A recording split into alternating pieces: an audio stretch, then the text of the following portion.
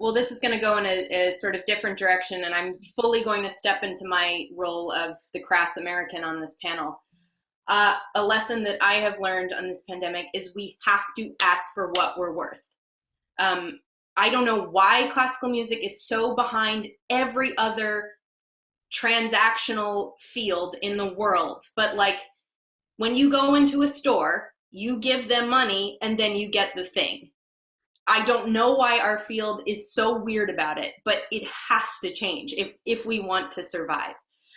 This became most glaring to me around the resurgence of Black Lives Matter and like the number of panels that musicians of color were being asked to be on, to donate their time and talk about their experience. I just wanted to be like, this is consulting work and this is my hourly rate.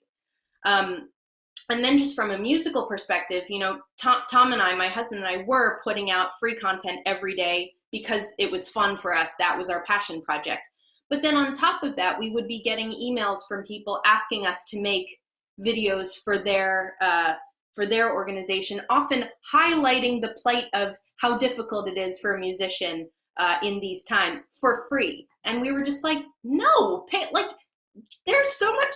Take one that's already there.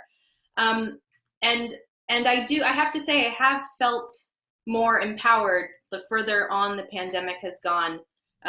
Actually, one lesson I learned early on was all of, you know, musician friends were putting content out, posting it, being like, oh, if you'd like to donate, I'd be so grateful. Thanks so much. That was sort of one half of my social media feeds. And then the other were, because my life is sort of divided between music and yoga, my yoga teacher friends were saying, yoga, here's what I'm teaching. It's $10. Venmo me, PayPal me, and then you'll get the link. Boom, clear. Like, and yes, they're both these like like music and yoga, they're both these magical things, but it's a service and we have to prepare and it's work.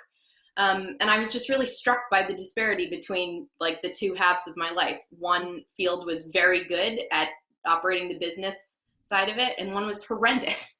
So I just think moving forward, we have to, like, what's the worst that could happen if we ask for a certain price? Someone will say no, and then you bargain. Or you say, no, I don't want to do that thing. Because I don't want to work for free. Sorry.